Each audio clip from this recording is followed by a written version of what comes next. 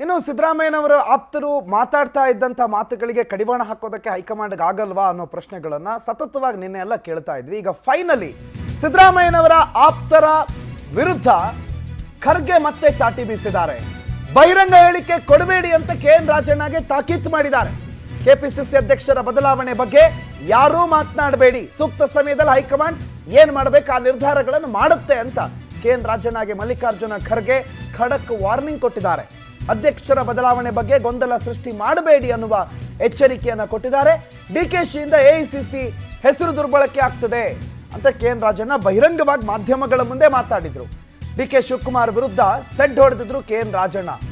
ಹೈಕಮಾಂಡ್ಗೆ ದೂರು ಕೂಡ ಸಲ್ಲಿಸಿದ್ರು ಕೆಪಿಸಿಸಿ ಕಾರ್ಯಾಧ್ಯಕ್ಷ ಚಂದ್ರಶೇಖರ್. ಬಡಿದಾಟ ತೀವ್ರಗೊಳ್ತಾ ಇದ್ದಂಗೆ ಫೈನಲಿ ಈಗ ಎಂಟ್ರಿ ಕೊಟ್ಟಿದ್ದಾರೆ ಮಲ್ಲಿಕಾರ್ಜುನ ಖರ್ಗೆ. ಹಾಗಾಗಿ ದೆಹಲಿಗೂ ಬನ್ನಿ ಅಂತ DK ಶಿವಕುಮಾರ್ ಅವ್ರಿಗೂ ಕರೆದಿರೋದ್ರ ಹಿನ್ನೆಲೆಯೂ ಕೂಡ ಇದೆ.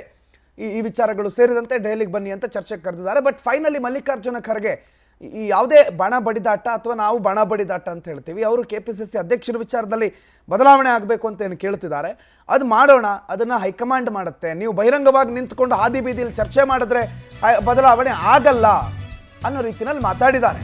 ಇನ್ನು ಸತೀಶ್ ಜಾರಕಿಹೊಳಿಗೂ ಕೂಡ AICC ಅಧ್ಯಕ್ಷರು ಫೋನ್ ಮಾಡಿದಾರಂತೆ. AICC ಅಧ್ಯಕ್ಷ ಖರ್ಗೆ ಮಾತಿಗೆ ಫುಲ್ಲು ಸೈಲೆಂಟ್ ಆಗಿಬಿಡ್ತಿದ್ರು ಅಂತೆ ಸಾಹುಕಾರ್. ದೂರವಾಣಿ ಮುಖಾಂತರ ಸತೀಶ್ ಜಾರಕಿಹೊಳಿ ಜೊತೆಗೆ ಖರ್ಗೆ ಮಾತಾಡಿದ್ದಾರೆ. ಏನಪ್ಪ ಸತೀಶ್, ಯಾಕೆ ಈ ರೀತಿ ಹೇಳಿಕೆ ಕೊಡ್ತೀರಾ?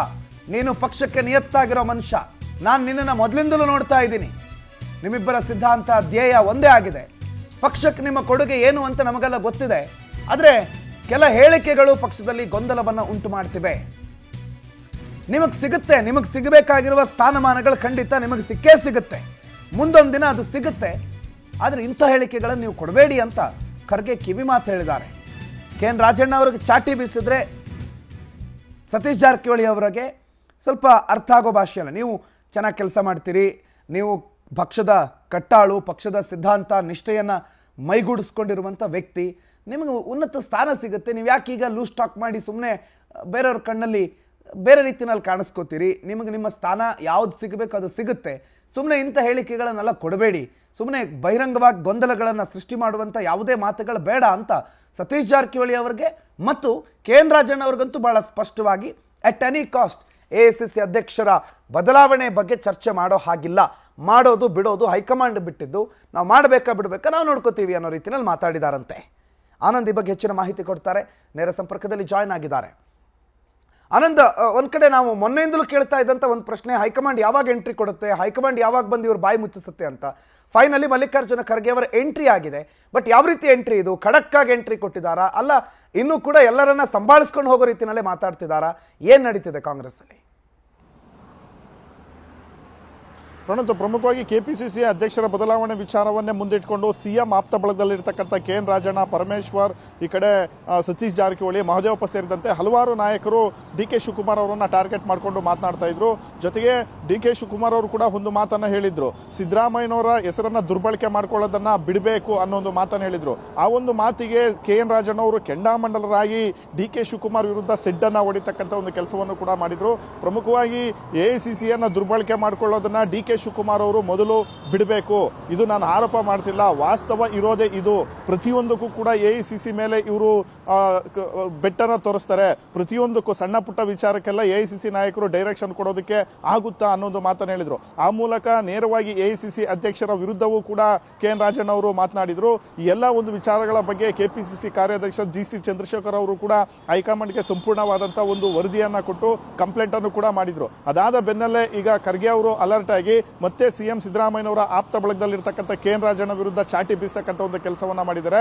ಮುಂದೆ ಯಾವುದೇ ಕಾರಣಕ್ಕೂ ನೀವು ಅಧ್ಯಕ್ಷರ ಬದಲಾವಣೆ ಆಗಿರಬಹುದು ಅಥವಾ ಸಂಪುಟ ಪುನರ್ರಚನೆ, ಪೂರ್ಣಾವಧಿ ಸಿಎಂ, ಇಂಥ ಯಾವುದೇ ಒಂದು ಗೊಂದಲ ಸೃಷ್ಟಿಸತಕ್ಕಂಥ ಹೇಳಿಕೆಗಳನ್ನ ಕೊಡಬಾರದು ಅನ್ನೋ ಒಂದು ಖಡಕ್ ಎಚ್ಚರಿಕೆಯನ್ನ ಕೊಟ್ಟಿದ್ದಾರೆ. ಜೊತೆಗೆ ಮುಂದೆ ಏನಾದರೂ ಅಂತ ಸಂದರ್ಭ ಬಂದ್ರೆ ಬದಲಾವಣೆ ಬಗ್ಗೆ ಹೈಕಮಾಂಡ್ ತೀರ್ಮಾನ ಮಾಡುತ್ತೆ. ನೀವ್ಯಾರು ಅದ್ರ ಬಗ್ಗೆ ತುಟಿಕ್ ಪಿಟಿಕ್ ಅನ್ನಬಾರದು ಅನ್ನೋ ಒಂದು ಎಚ್ಚರಿಕೆಯನ್ನ ಕೊಟ್ಟಿರ್ತಕ್ಕಂಥದ್ದು. ಇದೇ ಅಲ್ಲದೆ ಸತೀಶ್ ಜಾರಕಿಹೊಳಿ ಅವರಿಗೂ ಕೂಡ ಮಲ್ಲಿಕಾರ್ಜುನ್ ಖರ್ಗೆ ಅವರು ಮೊನ್ನೆ ಫೋನ್ ಮಾಡಿ ಅವ್ರಿಗೂ ಕೂಡ ಕೆಲವೊಂದು ಡೈರೆಕ್ಷನ್ ಅನ್ನ ಕೊಟ್ಟಿದ್ದಾರೆ. ತಾವು ಪಾರ್ಟಿಗೆ ಲಾಯಲ್ ಆಗಿದ್ದೀರಿ, ಆದರೆ ಕೆಲವೊಂದು ಅನಗತ್ಯ ಹೇಳಿಕೆಗಳಿಂದ ಪಕ್ಷದಲ್ಲಿ ಹಾಗೆ ಸರ್ಕಾರದಲ್ಲಿ ಗೊಂದಲಗಳು ಉಂಟಾಗ್ತಾ ಇದೆ. ನಿಮ್ಮ ಸಿದ್ಧಾಂತ ನಮ್ಮ ಸಿದ್ಧಾಂತ ಒಂದೇ ಇದೆ, ಮುಂದೆ ನಿಮಗೆ ಪಕ್ಷದಲ್ಲಿ ಒಳ್ಳೆ ಭವಿಷ್ಯ ಇದೆ, ಒಳ್ಳೆ ಸೂಕ್ತವಾದಂತ ಒಂದು ಸ್ಥಾನಮಾನ ಸಿಗುತ್ತೆ. ಹಾಗಾಗಿ ಇಂಥ ಒಂದು ಹೇಳಿಕೆಗಳನ್ನ ಕೊಟ್ಟು ನಿಮ್ಮ ತನವನ್ನ ಕಳೆದುಕೊಳ್ಳಬೇಡಿ ಅನ್ನೋ ಒಂದು ಕಿವಿ ಮಾತನ್ನು ಕೂಡ ಸತೀಶ್ ಜಾರಕಿಹೊಳಿ ಅವರಿಗೆ ಹೇಳಿರ್ತಕ್ಕಂಥದ್ದು. ಸತೀಶ್ ಜಾರಕಿಹೊಳಿ ಅವರಿಗೆ ಖರ್ಗೆ ಕೊಟ್ಟಂತ ಒಂದು ಕಿವಿ ಮಾತಿನಿಂದ 2-3 ದಿನಗಳಿಂದ ಸತೀಶ್ ಜಾರಕಿಹೊಳಿ ಅವರು ಕೂಡ ಫುಲ್ ಸೈಲೆಂಟ್ ಆಗಿದ್ದಾರೆ. ಜೊತೆಗೆ ಕೆ.ಎನ್. ರಾಜಣ್ಣ ಅವರಿಗೆ ಕೊಟ್ಟಂತ ತಾಕೀತಿನಿಂದ ಅವರು ಕೂಡ ಸೈಲೆಂಟ್ ಆಗಿರ್ತಕ್ಕಂಥದ್ದು. ಸದ್ಯ ಈಗ ಮತ್ತೊಮ್ಮೆ 2ನೇ ಬಾರಿ ಕೆ.ಎನ್. ರಾಜಣ್ಣ ಹಾಗೆ ಇವರ ಒಂದು ಬಳಗದಲ್ಲಿರ್ತಕ್ಕಂಥ ನಾಯಕರೇನಿದ್ದಾರೆ ಇವರಿಗೆ ಖರ್ಗೆ ಅವರು ಖಡಕ್ ಆದಂತ ಒಂದು ವಾರ್ನಿಂಗ್ ಅನ್ನ ಕೊಟ್ಟಿರ್ತಕ್ಕಂಥದ್ದು. ಮುಂದೆ ಅನಗತ್ಯವಾದಂತಹ ಒಂದು ಗೊಂದಲಗಳನ್ನ ಸೃಷ್ಟಿ ಮಾಡಬಾರದು ಅನ್ನೋ ಎಚ್ಚರಿಕೆಯನ್ನ ಕೊಟ್ಟಿದ್ದಾರೆ. ಈ ಮಧ್ಯೆ ಡಿ.ಕೆ. ಶಿವಕುಮಾರ್ ಅವರಿಗೂ ಕೂಡ ದೆಹಲಿಗೆ ಬರುವಂತೆ ಖರ್ಗೆ ಅವರು ಬುಲಾವನ್ನ ಕೊಟ್ಟಿರ್ತಕ್ಕಂಥದ್ದು. ಯಾಕಂದ್ರೆ ಅವರ ಒಂದು ಬಣದ ಚಟುವಟಿಕೆಗಳಿಂದಲೂ ಕೂಡ ಪಕ್ಷದಲ್ಲಿ ಕೆಲವೊಂದು ಗೊಂದಲಗಳು ಉಂಟಾಗ್ತಾ ಇದೆ, ಅದೆಲ್ಲವನ್ನು ಕೂಡ ಸರಿಪಡಿಸಿಕೊಳ್ಬೇಕು. ಹಾಗಾಗಿ ನೀವು ದೆಹಲಿಗೆ ಬನ್ನಿ, ಏನಿದೆ ರಾಜ್ಯದಲ್ಲಿ ನಡೀತಾ ಇದೆ, ರಾಜ್ಯ ಕಾಂಗ್ರೆಸ್ ಅಲ್ಲಿ ಏನೆಲ್ಲ ಒಂದು ಬೆಳವಣಿಗೆಗಳು ನಡೀತಾ ಇದೆ ಅದರ ಬಗ್ಗೆ ನನಗೆ ಮಾಹಿತಿ ಕೊಡಿ ಅನ್ನೋ ಒಂದು ಮಾತನ್ನು ಹೇಳುವ ಮೂಲಕ ಆ ದೆಹಲಿಗೆ ಬುಲಾವನ್ನ ಕೊಟ್ಟಿರ್ತಕ್ಕಂಥದ್ದು. ಹಾಗಾಗಿ ದೆಹಲಿಗೆ ಶೀಘ್ರದಲ್ಲೇ ಡಿ.ಕೆ. ಶಿವಕುಮಾರ್ ಅವರು ಕೂಡ ಹೋಗಿ ರಾಜ್ಯ ಕಾಂಗ್ರೆಸ್ ನಲ್ಲಿ ಬೆಳೀತಾ ಇರತಕ್ಕಂಥ ಒಂದು ಬಣ ಬಡಿದಾಟ ಏನಿದೆ ಅದರ ಬಗ್ಗೆ ಒಂದು ವರದಿಯನ್ನ ಕೊಟ್ಟು ಸಿದ್ದರಾಮಯ್ಯ ಒಂದು ಬಣದ ವಿರುದ್ಧ ಕಂಪ್ಲೇಂಟ್ ಮಾಡತಕ್ಕಂಥ ಸಾಧ್ಯತೆಯೂ ಕೂಡ ಇದೆ. ಪ್ರಣೋತ್, ಥ್ಯಾಂಕ್ ಯು ಆನಂದ ಮಾಹಿತಿಗೆ.